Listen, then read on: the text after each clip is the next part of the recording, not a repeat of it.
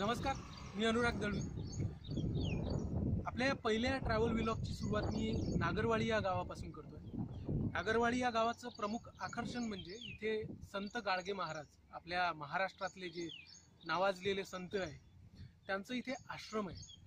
आणि हे आश्रम खरंच छोटा जरी असलं तरी पाहण्यासारखं आहे। म्हणून या पहिल्या ट्रॅव्हल व्लॉगची सुरुवात मी या गावापासून करतोय, नागरवाडी। तर चला बघूया नागरवाडीतील हे गाव कसं आहे।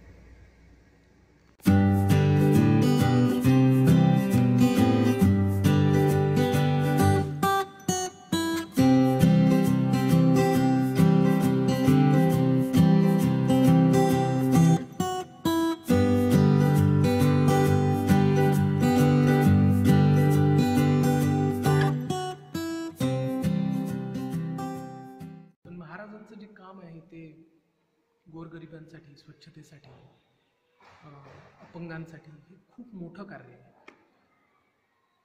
अंधश्रद्धा निर्मूलनामध्ये सुद्धा महाराजांचं खूप मोठं कार्य त्या काळी महाराजांनी हे केलं आहे। विधवा पुनर्विवाह, काळाच्या पुढे पाहणारी व्यक्ती गाडगे महाराज होते। खूपच सुंदर, अप्रतिम असा अनुभव आहे। एवढ्या दुर्गम अशा जागी हे आश्रम आणि त्यात गाडगे महाराज यांच्यासारखी संत व्यक्ती, खूप अप्रतिम।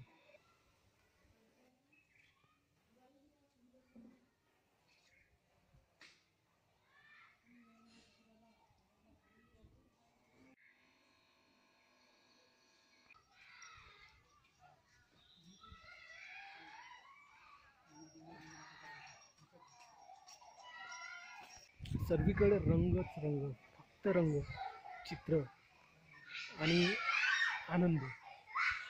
लहान मुलं जी खेळताना दिसणार तुम्हाला, हे आपण बघू शकता। हे माझ्या मागे एक झाड आहे।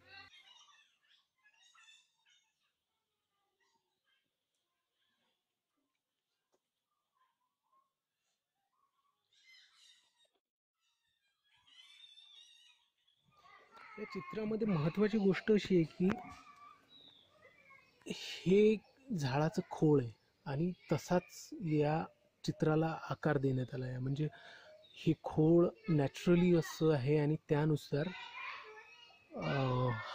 या कृष्णाचा हात तसा करण्यात आला आहे। तसंच इथे सुद्धा बघा, हा झाडाचा बुंदा आहे आणि हा हात तयार करण्यात आला आहे आणि हे त्या बाईच्या हाती असलेलं मडकं, आणि इथे सुद्धा आपल्याला तेच दिसून येईल।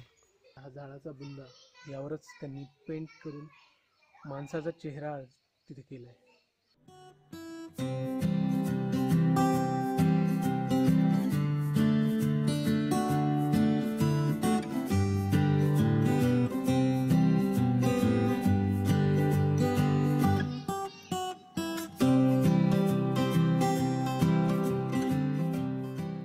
आपल्याला या आश्रमात बऱ्याच ठिकाणी अस्वल, वाघ, मोर यांच्या नक्षी आणि पेंटिंग्स दिसल्या असतील, कारण इथे जवळच व्याघ्र प्रकल्प आहे आणि तिथे बरेचसे वाघ, मला वाटतं जवळपास 16 वाघ तिथे आहेत आणि अस्वल, मोर हे इथल्या रानवनांमध्ये आपल्याला नेहमीच दिसून येतात।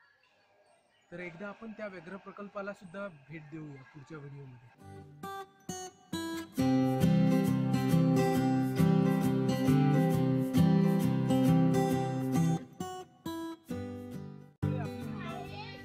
मोबाईलमुळे ग्राउंड पासून जेव्हा दूर होतो, पारंपरिक खेळांपासून जेव्हा दूर होतो, तेव्हा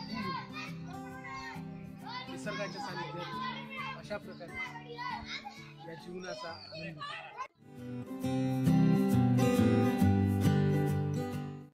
बोलण्यास काही लहान मुलगा इच्छुक नाही, कारण ते आपल्या खेळात खूप मग्न दिसत आहे।